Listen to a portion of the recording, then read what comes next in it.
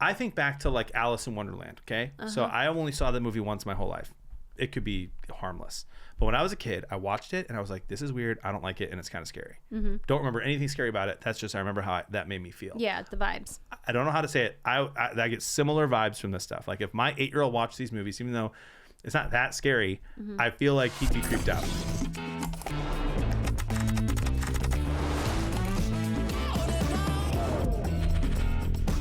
Welcome to another episode of We Are So Bad at Talking About Anime. Is This for Kids? I'm Jonathan Beard of Blevins. I'm Katie, Mrs. Ruby. And we're talking today about Howl's Moving Castle. It's moving. It's a castle. It's not really a like castle. Garbage. It's not really a castle. Yeah, on the back of maybe a tank. Howl is an interesting name. He's not a wolf. No. He's like a flying thing. Yeah. He's a strange.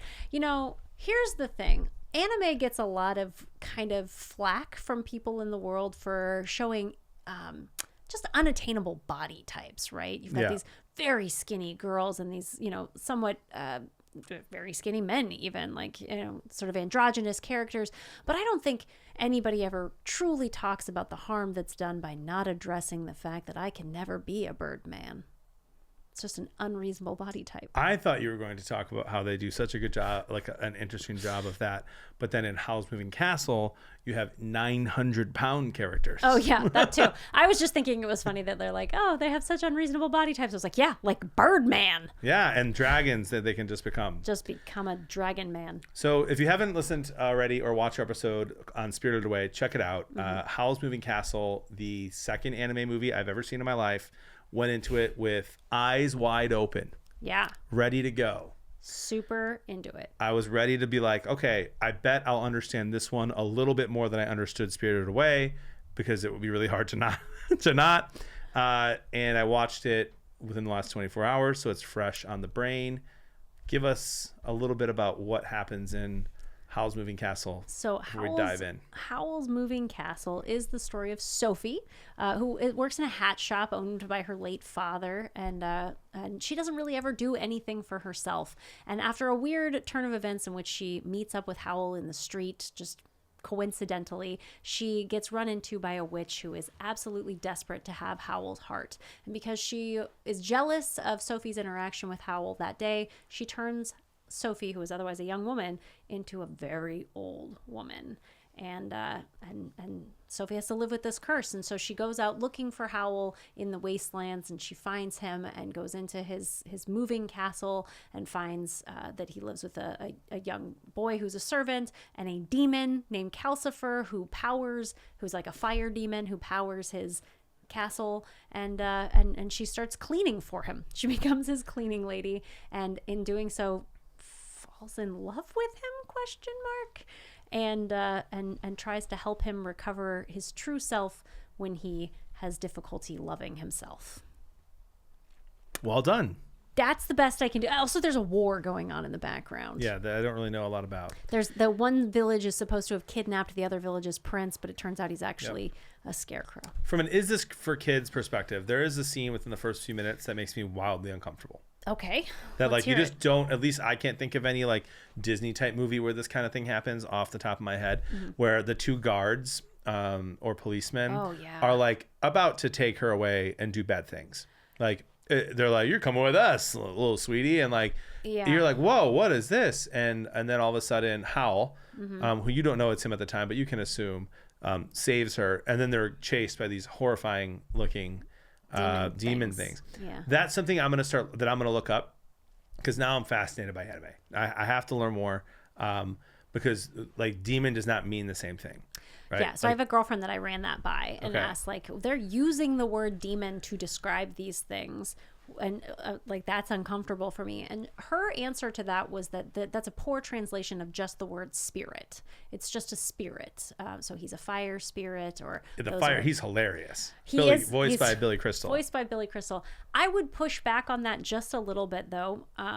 In my faith tradition, any spirit that's not an angel is a demon. Right. So okay, fine, if we want to use the word spirit. But I'm also a little put off by the fact that although that Billy Crystal's character is a fun and neat little guy, his name is Calcifer, which in Latin would be translated as heat bringer, as opposed to Lucifer, which is light bringer. it's very close, and I feel weird about it. I can feel you about to roast me on the internet. I can feel it. If that's not part of your faith tradition, that's not something that worries you, or even if you're just willing to talk to your kids about it and say, like, it's just a difference in culture, it's not that big of a deal. I just felt like there's a close association there that I would be careful with. I'm with you, but he was hilarious. He was hilarious. Like, he was by far the bright spot in the whole movie. That's a funny joke because he's fire. See what we did there? That was so good. Bad dad jokes. Yeah. So there, yeah. Wow, it's confusing. I have so many questions. Yeah. And this is I want to keep it on target to whether or not it's for kids, but I think my questions are important for that, and I couldn't really find any answers. Like, I wanted to like this movie so much. She becomes old. No one really knows she's gone. She pretends to be sick. There's a point where she finds her mom, and her mom knows it's her. How? I don't know. Do you remember? Yeah. Like, she sees her and she just hugs her and knows it's her.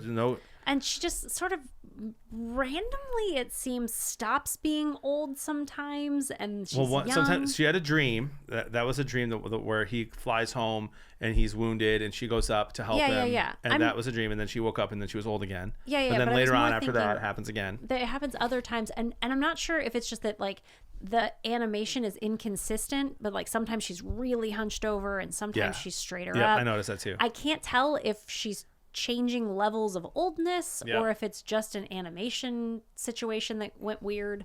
So there's that. And then sometimes she also, like, really embraces being old, and she's like, I just like to, as an older person, I like to sit and look at the scenery. And it's like, okay, but your mind, when she first became old, her mind wasn't old, just her body was. Yeah. And so that was interesting.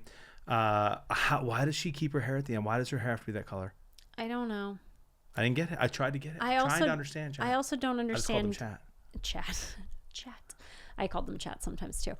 But I also don't understand, like, in what way was she in love with him? Because he saved her in the very beginning. She was in love at that point before she ever met him again. That's absurd. What do you mean?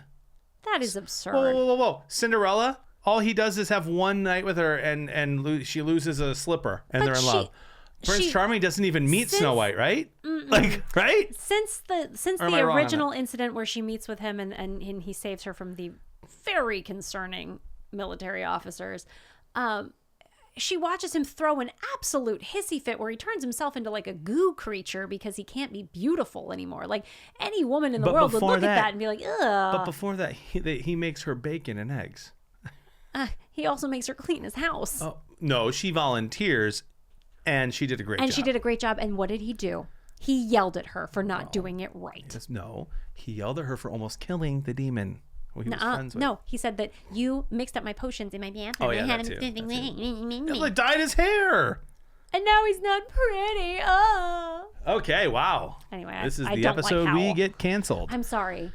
I don't like So there's something there. Now, whether or not it's for kids, I'm going to say similar things to what I said about Spirited Away. It's confusing. It seems darker than it should, but it's hard to understand it. The war elements of it that are going on throughout the entire thing are very dark. Yeah. The Witch of the Waste, not West. Waste, yeah. That was hard for me. We have a Wicked Witch of the West here, so Wicked Witch of the Waste. That was interesting. She is horrifying. I mean, just a scary looking creature. Yeah, she's kind of melting in her own skin, and she's obsessed with owning Howl's heart. Yeah. See, here's the thing. I think back to, like, Alice in Wonderland, okay? So I only saw the movie once my whole life. It could be harmless. But when I was a kid, I watched it and I was like, this is weird. I don't like it. And it's kind of scary. Don't remember anything scary about it. That's just, I remember how that made me feel. Yeah, the vibes. I don't know how to say it. I get similar vibes from this stuff. Like, if my 8-year-old watched these movies, even though it's not that scary, I feel like he'd be creeped out. And so my answer for what age this is appropriate for kids is like 11, like right around the 10, 11, 12. Yeah. And it's hard because it's half because I don't understand it and it's a little bit creepy seeming, but also the other half is just like, are they even going to be interested? Yeah, I would say the same thing. I watched it with my 9-year-old son. He thought it was scary. He thought this one was scarier than Spirited Away. So he was like, because the main character probably, like, looking with the feathers probably?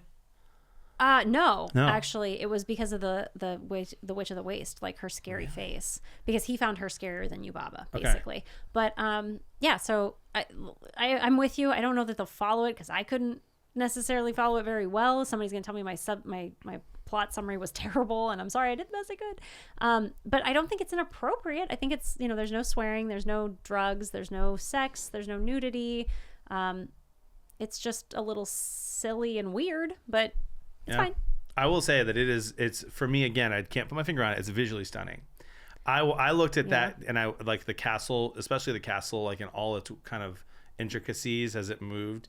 I was like, man, I want that castle to be a video game that I can play. I want to control the castle, and I want to be able to like fly around and like Howl to turn into like a creature and go and save the day. Yeah, like it was cool. I could. So anyway, I'm trying to like anime. 10, 11, 12 years old for Howl's Moving Castle. You have such wide ranges. Just pick an age. 11. Okay, 10. I'm saying 10. 11. It's fine. I'll be the old one here. Yeah. Hey, where could they go if they wanted to find more content or suggest a content? If you want to have us do more anime reviews, become a patron and suggest it at patreon.com/isthisforkids. Yes, and with the utmost respect for the anime world that we maybe just don't understand, there is a lot of content out there for us as parents. I'm Jonathan Beard of Blevins. I'm Katie, Mrs. Ruby. Let us help you decide. Is this for kids?